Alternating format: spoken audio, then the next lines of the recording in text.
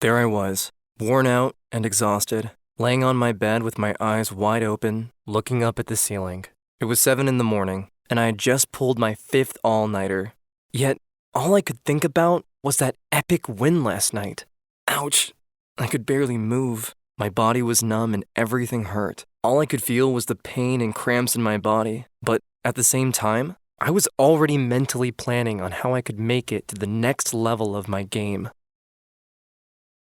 It had been 5 years since my father gave me a PlayStation and a football game to go along with it. My parents divorced 2 years earlier. They argued a lot, and I heard them screaming at each other, often when I was in bed trying to sleep. I'd bury myself into my pillows and wait anxiously until the screaming stopped, which would only happen when my dad stormed out of the house.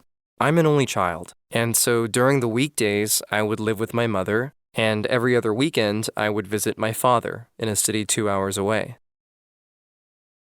He works for a security company, and therefore would often have to work the night shift. He would usually come home around 6 o'clock in the morning, and would sleep in till 12 in the afternoon before we could even spend time together. I didn't have any friends in the area he lived in, and so it would get extremely boring without having anything to do or anyone to see. This all changed when I received my new game. It meant that I had an escape from reality, from my parents and school. I quickly discovered that I was really good, and my urge to become the best striker in the world kicked in. My mother was extremely unhappy with my new hobby. She would often say, "Put the damn controller away. Don't you have any homework to do?" I noticed that I was spending more and more time gaming, but so what? I was still going to the gym. I played football every Saturday with my team. School was going okay. Failed 2 classes, but hey, the teacher said with a little more effort, I'd be able to fix this. However, I kept getting better at the game. I was creating the best teams, selling players, mastering all the techniques, and winning all the matches I played. I downloaded the game onto my phone so that I could play during the breaks at school, and it also meant that I could secretly play in bed without my mother realizing. "Did you not sleep well?" is a question she started asking more frequently as I sat yawning at the breakfast table. I was introduced to the online gaming community through another player. On the website, it said, "Welcome to the family for game addicts." The term addict made me laugh. It can't be that bad, I thought to myself. As time went on, I began meeting more players, all of whom had fake names, such as Orange 5 and Alpha. I decided to call myself Rome02, after the first 2 letters of my favorite footballers, Ronaldo and Messi, and the year that I was born in. I loved meeting all these gamers. I had never had so many friends before. We exchanged playing techniques and kept each other updated on the latest upgrades and trends in the gaming world. Eventually, I slowed down going to football, as well as going to less training sessions, and coming up with excuses not to play on Saturdays. I would tell my mother that I had too much work, but I could tell by her face that she knew I was lying. After failing to attend another training, the coach kicked me off the team. I didn't care. I was involved in much more exciting games with my friends online. I was playing every day for many hours on end to improve my skills. There were days where I was so tired, but the pressure to continue playing kept mounting. The pressure from my mom to stop playing also grew. She started checking on me all the time, sometimes barging into my room without knocking while I was in the middle of a game. We started arguing more and more. One day, she got called into school as my teachers expressed their concern for my distracted behavior and disappointing results. Suddenly, I had found more and more problems. Money. Gaming is expensive, and I didn't have much pocket money. I had already borrowed money to buy the latest PlayStation 4, but I needed more stuff, like a special pair of gaming headphones and an upgraded charger for my controller. I had to find a job, but I didn't have the time. I was saying yes to every invitation to play with my online friends. I simply didn't have time to work. I had to sell my bike as well as an expensive pair of Nikes to get by. One day, my mom caught me trying to take money from her wallet. She was furious and yelled, "What have I done to deserve this? You can go live with your father. Maybe he'll know how to deal with you."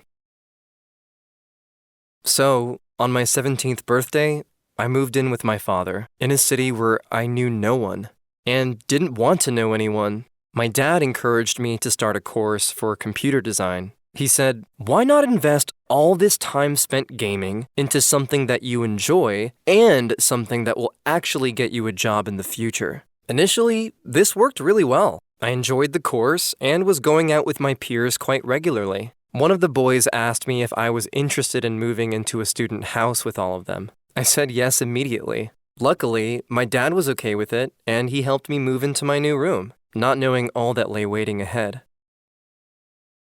It all began innocently. One of my housemates organized a game night. I didn't want to go at first, but everyone was persistent, telling me to stop being a loser and to just come and have some fun. We began playing a game called Fortnite. And when they asked me to log in, I impulsively used Rome02 as my player's name. We put on our headsets and began to watch our screens vigilantly. We were dropped on an island and were given the task to eliminate all the other players on the same island. The adrenaline kicked in as the play space started to shrink and our opponents were coming closer. It was clear that my talent hadn't disappeared. In the final game, I was the last one standing against 4 other players. It was super intense, but with a bit of luck, I managed to beat the whole squad and earned my victory royale. I was the winner of the night.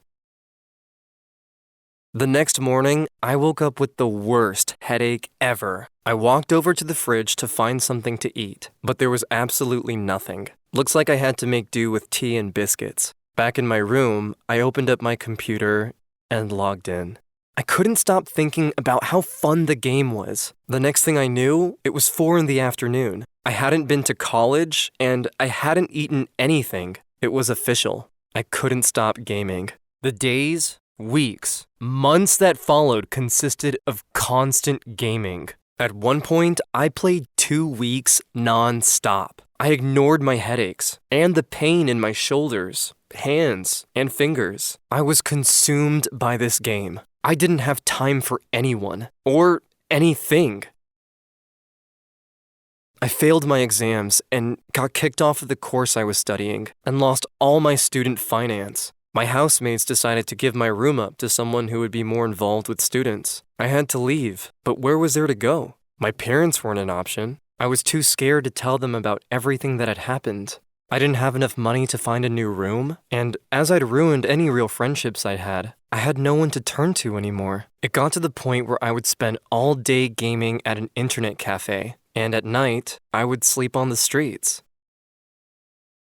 I wanted nothing more than to go back to the time where I was living with my mom and when I was clean. I wanted to play football again and go back to having a normal life. In all honesty, I just wanted to be a kid again. I was scrolling through the telephone numbers on my phone and came across the number of my old football coach, John. He had always been someone I could go to when my parents were fighting. He had been nice to me and listened when I was upset. I contemplated calling. Would he remember me? Would he forgive me? Would he even care to help?